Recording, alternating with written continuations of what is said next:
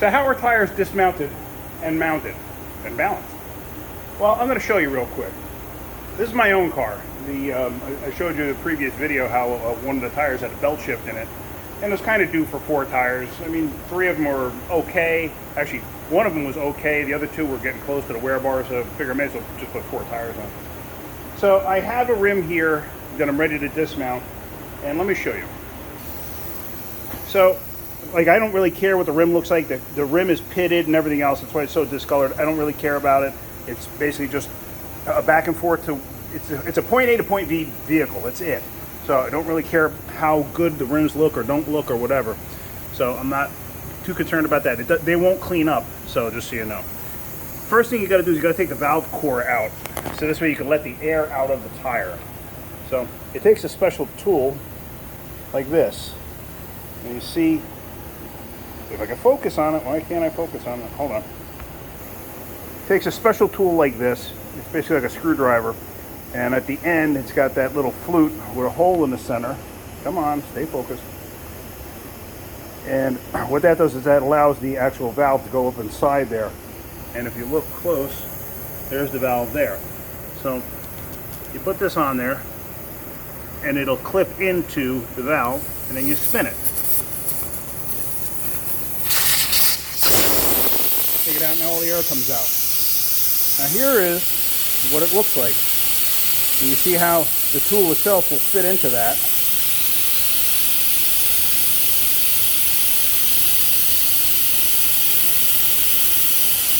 There, see that?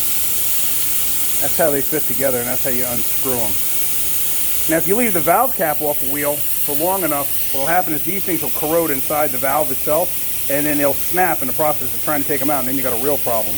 Then you got to dismount the tire, or at least break the bead to replace the whole valve stem down there. So what I'm going to do now is I'm going to break the bead, it's called. This handy little piece here, what it does is it's a air-powered hydraulic ram, or just an air-powered ram on this one. And what happens is there's a pedal that you press over there, and it compresses this in and actually breaks the tire off of the bead of the rim. Let me show you. Here's the pedal there that I'm going to step on. And you hold this to stabilize it. You push that down. There. Now it popped it free. So I'm going to do the same thing to the other side, and then I'm going to take the tire off the rim, and I'll show you that. There we go. I broke the bead on the other side too, so now the beads are broken on both sides. So now I'm going to put it up on this table, and these little ends here, they grab the inside of the rim up in here. So now when I press this pedal, watch this, it goes out and it'll grab the inside of the rim. So with the rim laying up on the machine, I hit the pedal and release those levers, those arms. See that? It actually will center the rim on there. Now, the bead, a lot of times, you got to push it down and separate it, get it completely off of there. And as you can see, if I push this pedal, it'll rotate the rim, the assembly on the machine. This way I can get the tire off the rim. Now, first thing I need to do is take this wheel weight off so I don't either ruin the machine or ruin the tire. I don't care about the tire all that much because I'm replacing it. But sometimes you got to take the tire off to do something and put the same tire back on. So you want to take the weights off so you don't accidentally ruin the tire. There is a way of getting the bead up above that first, so you don't really have to worry about that, but why take a chance? So let me do that, and I'll show you the next step. These are the special pliers you use to remove a wheel weight or install a wheel weight, bang-on style weights. There's also stick-on style weights. So this, it basically grabs in the edge and it pulls it up. I obviously already broke that free just to make it a little bit easier for the video. So there you go. So now this machine has this arm that comes across like so, and what you do is you release it, get it in close. There is an adjustment over here to stop the arm from going in too far, and at that point you'll bring this down and this lever will lock it in place. I have to do this with 2 hands, I can't show you with just one. But anyway, what you'll do is you'll take this, lock it like that, and that'll lock this and keep it from moving up or down. And with it unlocked like that, you see it moves free. So now I'm going to put that down on there and I'm going to lock it in place. And this adjustment piece here, turn that on. If you move it in, it'll push the arm out. And watch this, you see this down here. See how it pushes the arm out? Because sometimes, depending on how nice the rim is, pretty much, you don't want this machine up against the rim because you can gouge the rim. I don't care about these rims, I already told you that. It could gouge it, I really don't care. But then again, this is this hard, dense plastic too. This helps prevent that from happening. But now I'm going to turn the adjuster in, and I'm going to get that basically right up against the rim, just like that. So now that's going to be perfect, just like that.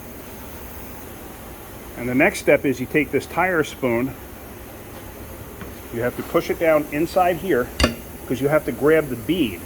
Now what you have to make sure of too is on this side, you have to make sure the bead is past the edge up here, because what will happen is the bead actually has to go in past that edge in order to come off. So it is on that side. Now watch, what I'm going to do is I'm going to pry this up to get this bead over, and if you notice on that side will start to tuck in. See that? It'll tuck in. So now the bead comes up, and there you have it just like that. So now as you're holding that, now you want to rotate the whole assembly with that one pedal. See that? So now the top is off. Now sometimes when you're doing this, the bottom bead will actually re-catch. I have seen it happen, and then you got to take the whole assembly off and re-break the bead down there with the bead breaker. That's what that's called. So now it's basically the same procedure for the top, or actually for the bottom bead to get it off the top is what I should say. And down there you can actually see the bead area of the rim. That's where the tire actually sits and actually seals. So let me do the next step and get that going. And there we go, that's up and over, just like that. And now I'm going to spin it again. And there we go. Now the tire is off the rim. So now these beads on the rim, there's a heavy steel cable inside here that keeps it all together. It's basically a circular cable that runs around. It's not just pure rubber. And that basically holds the tire to the rim. Now, if you look close, you can see that this is a recessed area, and that allows the rim to sit inside here and not just fall off if it lost air. Because if it loses air, you don't want it to just pop off. You want it to sit there. So now, what I'm going to do is I'm going to change that tire valve. Easy way to do that is I just take a razor blade, I slice the bottom just to have the whole thing fall out because I'm going to replace it. With the valve out of the way, you want to check the hole there, and you want to make sure there's no corrosion inside the hole. And as you can see, this is pretty clean. Because a lot of times water, especially on an older valve stem, water and that can get in there and you can start to get corrosion or rust or whatever. On this being aluminum, you get corrosion. And that's a leak source. So you want to eliminate that at all costs.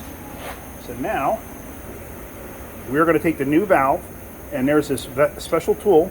And what it is it's threaded on the inside there, and you thread the valve up inside there to pull it through there.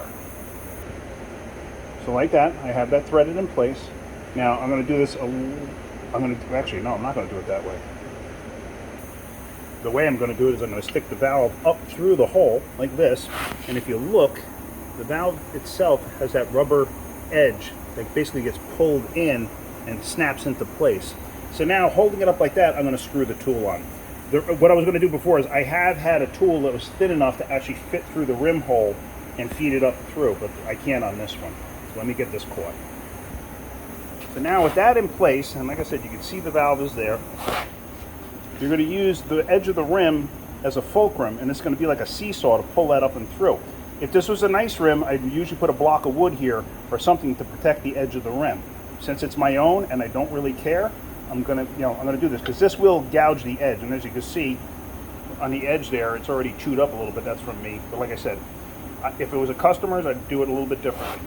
So now I'm going to pry up on this, and you'll see that bottom will go right in place, like that. It's in. So now it's fully seated. Take the tool off, and now I'm ready to put the tire on. And now the tire is ready to install.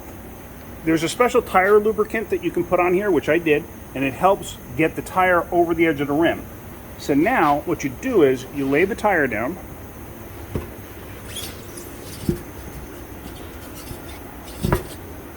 Like such on the rim, because now I have to put that arm back in place.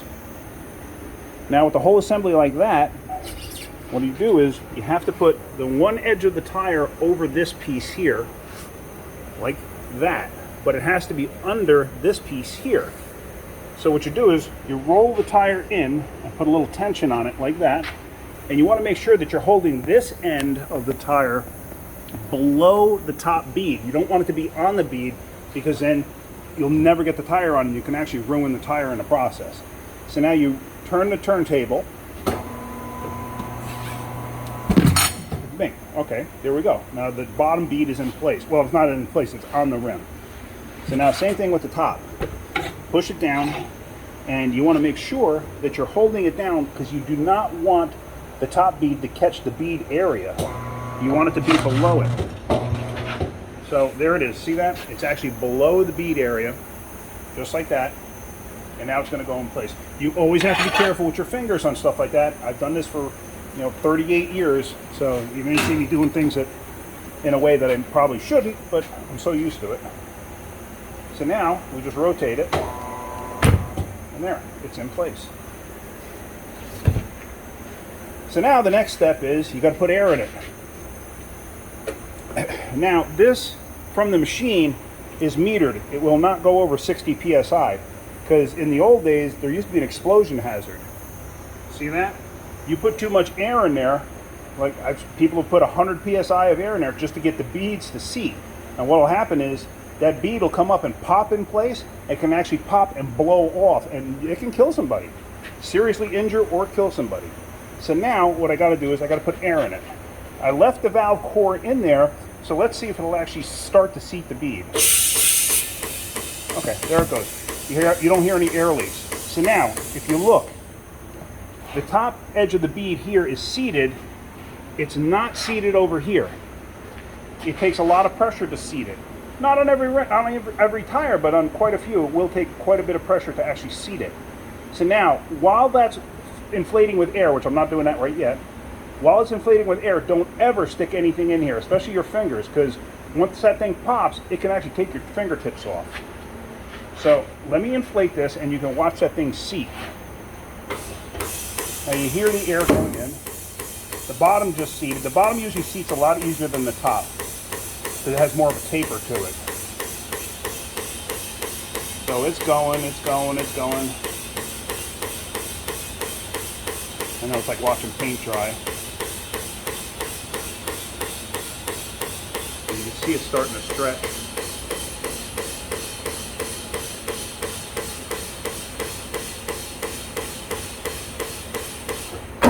There it goes. So now it's seated. Now imagine if you had your fingers in there, what would have happened? So right now I'm at 30. I inflate my tires to 40.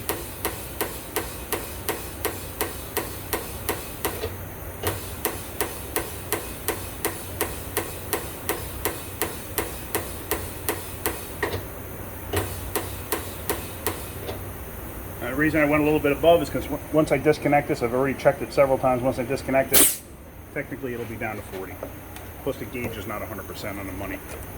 Always check your tires after you get them on the car. So now I can put the valve cap on and grab that. Valve cap on, and now I can balance this assembly. And there it is on the balancer. Now inside there's a cone that centers the rim to the machine. So the machine, the rim is on this machine surface here on the back side of the hub portion of the rim. This clamps it in place, so now it's centered on the machine. There's no wheel weights on that rim, and this machine is already set up. The wheel I just did previously, the closest I could get it was to 0.25, a quarter of an ounce, which is absolutely fine as far as I'm concerned, especially for a rear wheel on my own vehicle. I wasn't going to go nuts doing what's called chasing weights, because it wanted me to put, like I already had a weight here, and it wanted me to put a weight down here at a quarter. That's called chasing weights. A quarter ounce, never, ever, ever, ever notice it. Even if it was on the front, you would never notice it. So now, what happens is, this machine is already set up. You have to measure the distance from here to here with this piece, which gives you this measurement. Then you have to measure the width of the rim itself, and then the dimension of the rim. So it's 3.6 inches away from the machine. It's a 7-inch wide rim, and it's a 16-inch rim. So that's already set up from previous rims that I did on this vehicle. So now you drop the hood, and it spins it. And it comes up and it tells you, okay, you need 1 ounce and 1 ounce. Now if you notice, while spinning this wheel, I got to get it to a certain point. If you look, you'll see the one to your left, right there. That's perfect. Now at that point, that's at the 12 o'clock position on the inside, so I have to put a 1 ounce weight at that position. Now that one's in place. I got to do the same thing to the front of the rim. So now I rotate the wheel until I get that flashing like that. And now I know at the 12 o'clock position there is where I got to put another weight, 1 ounce. And actually, it's on, but it's not seated fully. See that? You got to be careful, because if you do that, you don't seat them fully, what can happen is they can fly off. So let me redo that. And there you go. Now it's installed correctly. Now it's not going to fly off. So now we spin it again. So we drop the hood on this. That's for safety. And now it spins it. And we're perfect. So the balance is now perfect. So now I can take it off the machine and I can install it on the car. I hope you guys got something out of that video. If you're enjoying my videos, hit those like buttons. If you could, please subscribe. That's it. Have a great day. Keep wrenching.